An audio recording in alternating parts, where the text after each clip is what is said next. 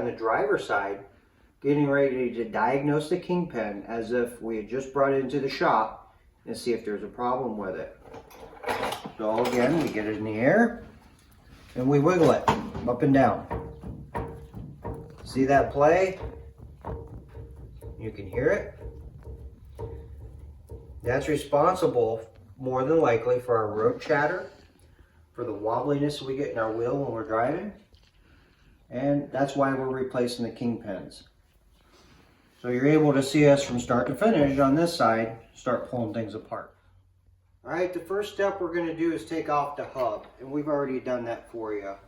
The hub's merely a garter key, a bolt, which would have sat here,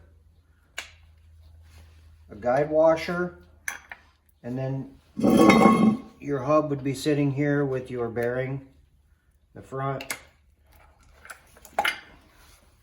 one in the rear. We already took that off. That's pretty self-explanatory for most people working on cars. What isn't is all the process you have to go through for changing out the kingpins. All right, we've already removed all the garter keys and loosened the nuts and bolts up for this job. Make it a little faster and easier for the viewers out there to see what we're doing. First thing is we remove the garter keys here from the brake adjuster. That will allow us to take the nut off the back that runs through here.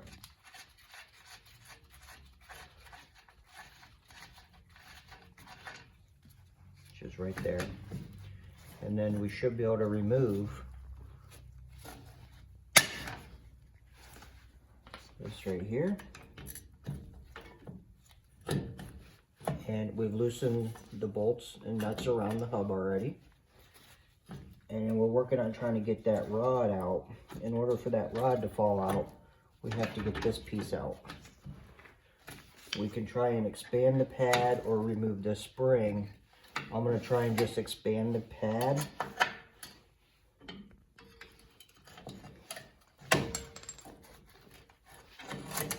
There we go.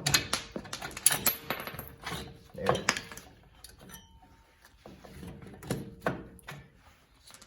That's it. Everything falls apart. The brake adjuster has this behind it, which is a washer. And it has, this is the front part of it. There is a pin in here, so you don't want to lose that. We will be cleaning all our parts up, degreasing them, putting new grease in and where it needs it.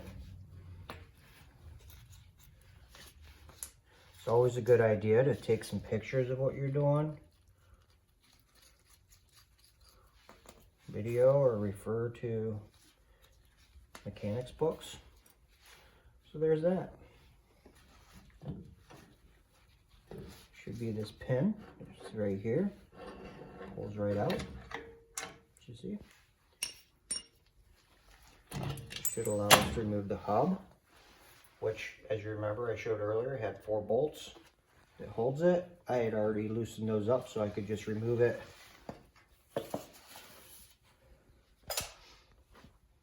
So I said the kingpin runs down through here. That's what had all that play when we were showing. We'll still have to remove our brake linkage assembly, which is a garter key here and a nut. There's a garter key here and a pin that removes. Now we have to just set aside. A little tap. Let you remove this, your brake actuator, and then your kingpin sets in here. But first we have to remove the tie rod linkage, which again is another garter key and a bolt right there.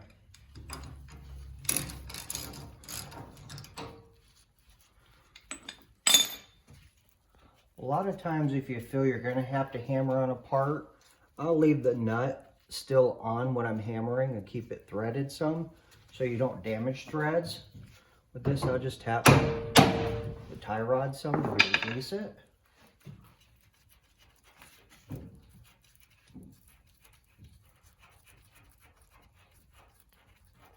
Moving right along.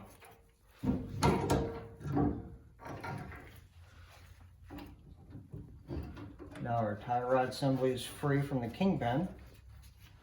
As I said earlier, the kingpin also has this pin that helps hold this in place. So we want to work on knocking this pin out next. I've loosened the bolt just like I showed you here, and I'm going to start trying to tap and hammer it through. It might be a little tighter fit. Remove that, but let's see if we get lucky.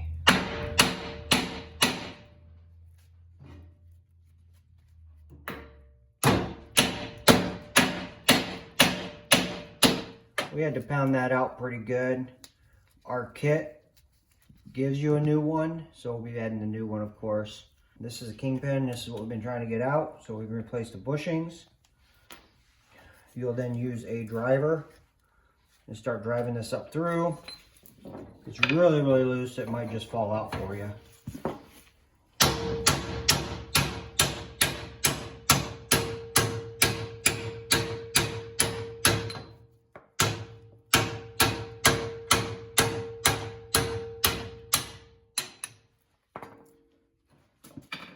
A little determination, and there she's out. The kit that we bought also has a new kingpin in it. Often the case, the kingpins aren't bad because the bushings are so soft or brass that they wear out before the kingpin. And it just slides right off of there. You can see some of our spacers are wore out. You can see inside here, these bushings are pretty wore. We'll go ahead and clean up our spindle and the wash tank, wire wheel it, clean up this assembly, and then we'll meet you over at the vise where we'll start knocking out the old bearings and prepping for the new ones. All right, we're still working on the kingpin setup on the 1930 Model A. Ethan just got done cleaning up the hub. We're getting ready to knock out the bushings and put new ones in. In order to do that, first we want to remove the grease fittings, which there is one here and one here. The old original style would have just pressed in. As you can see, it just pops right out. And we're going to tap that and put a new style in. Why, you might ask? The old style been sitting so long that this grease gets old and it doesn't penetrate to that bearing anymore. So it actually starts getting hardened up inside, as well as the fitting itself starts getting really hard in there, and it doesn't let any grease transfer to lubricate that bearing. So the bearing, this is a new bearing. So we take the hammer this out, we'll end up putting a new one right in there. Once that's done, there's something called a reamer, and we'll show you that along the way. And you'll have to ream that bearing out with that reamer in order for your kingpin to slide through the bearing like it should. As you see, it's not going to fit there. So don't think you're going to buy a kit and just pound that in there. You really mess things up. So you definitely are going to need the reamer to make sure it's aligned correctly. So here we go, we're gonna get ready to pound out the old bearings. I do have a press, and I'm sure a machine shop would tell you to definitely use a press when doing this. We're just gonna use a couple sockets. There we go. Amazing the tools you have around the house that just will do the same job. There you go. First one's knocked out, as you can see. Want to be careful you don't score the sides in here while you're working. See how damaged it is, how oblong it is. Remember, we had a lot of play in that.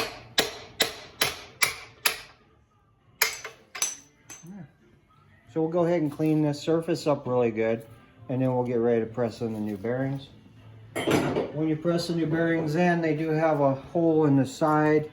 That hole is obviously for that grease fitting. It would have lined in there. But we're going to get this cleaned up. We're going to re-tap these for a new grease grease fitting, and then we'll get these pounded in and or pressed in, and see you in a minute. All right, so we just got them finished working the threads for the grease fittings. We're getting ready to put the sleeve in for the kingpin. So I said that hole needs to line up for your grease fitting, so grease will go through and lubricate that fitting. Just gonna lock that in the vise. I've preset that and just did a light tap with a brass hammer. Brass hammer is more forgiving than a steel hammer when you're doing softer metals. In this case, this bushing is brass. I've got it set, lines up pretty straight. Just gonna use a socket. Okay, she's in. First one in, turn it, we'll get ready to do the other end. Okay, both new bearings are in. I know I scarred it up a little bit on the outside areas. As I said, once we ream this, there'll be no problem for that. It's more the inside surface we're worried about and making sure they're driven in straight. This happens to be a reamer for your bearings. This is what we'll start recutting the inside of that bearing with, so the kingpin will sit inside of it. It's very time consuming. You can see we're slowly cutting it.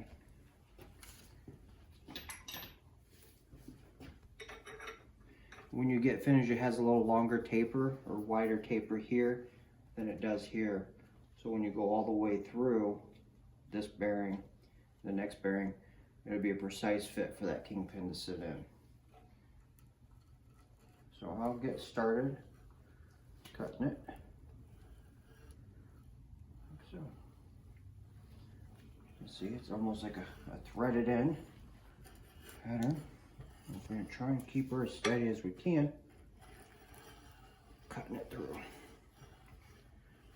There will be metal shavings along the way. You'll want to make sure this is thoroughly clean and greased before you put it all back together. You can see the shavings falling out as we're doing a precise cut. A little bit of marring on top of this bearing isn't anything. The bushings and flat washers or spacers sit right on top of that. All right, that just dropped down through the first one.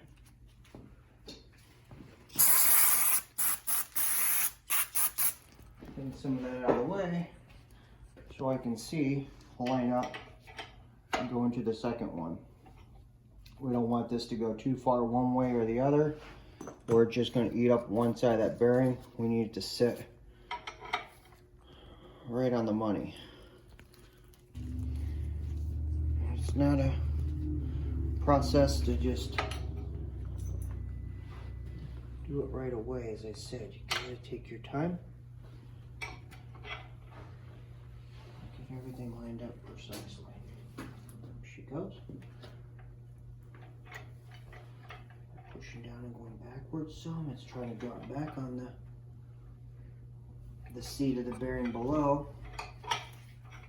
Makes me feel a lot better about continuing on forward with it. Now we'll cut the next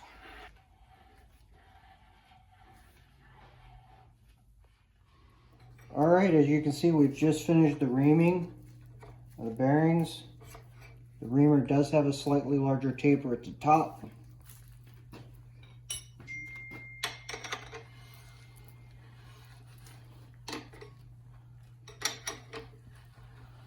So that'll work all the way down through. Like so. Do the next one. We then clean that area off with some card cleaner.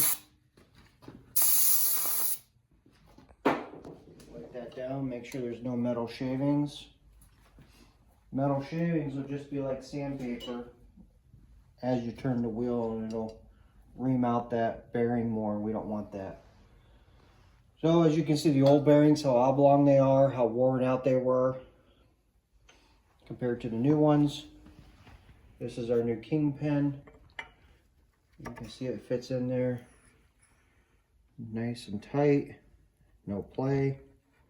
And then it'll line up with that other one, drop right in when we go to assemble it. So we'll go over on the other side and start our assembly.